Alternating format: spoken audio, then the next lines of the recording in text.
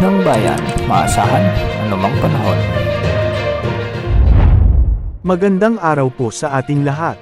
Narito ang update sa lagay ng panahon ngayong araw ng Sabado, April 27, 2024. Ngayong araw ay patuloy na iiral ang mainit na hangin mula sa Dagat Pasipiko o ang easterlies na siyang magiging dominanteng weather system na nakakaapekto sa buong bansa. Magdadala ito ng maaliwalas o maalinsangang panahon sa maraming lugar na minsan ay magdadala rin ng mga kalat-kalat na pag-ulan. Para sa lagay ng panahon ngayong araw sa Luzon, asahan pa rin ang maalinsangang panahon ngayon sa malaking bahagi ng rehiyon ngunit posible ang mga biglaang pag-ulan mamayang hapon o gabi dahil sa mga maumung thunderstorms partikular sa Northern Luzon sa bahagi ng Cagayan, Abra, Ifugao, Kalinga, Mt.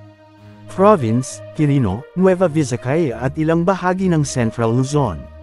Sa natitirang bahagi ng Luzon ay asahan naman ang maaliwalas na panahon at mga isolated rains dahil sa easterlies.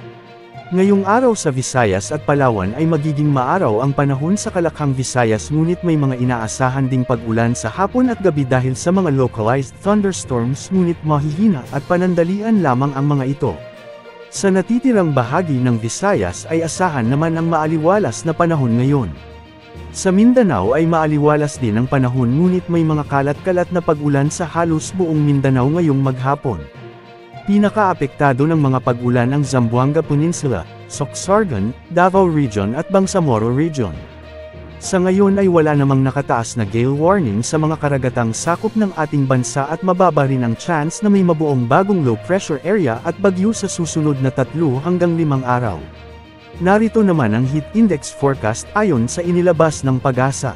Ngayong araw ng Sabado posibleng pumalo sa 48 degrees Celsius ang pinakamataas na heat index sa Dagupan City, Pangasinan at 46 degrees Celsius naman sa Apari, Cagayan.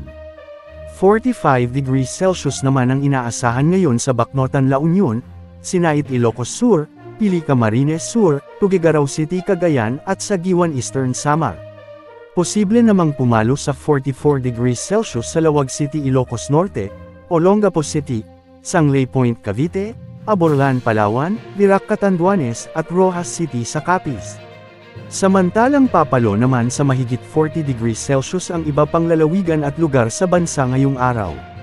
Ang mga heat index na ito ay nasa danger level na ayon sa kategorya ng Pag-asa kaya pinag-iingat po natin ang lahat sa banta ng heat cramps, heat exhaustion, dehydration at heat stroke. At yan ang update sa lagay ng ating panahon. Ito po ang weather update ng bayan, maaasahan anumang panahon.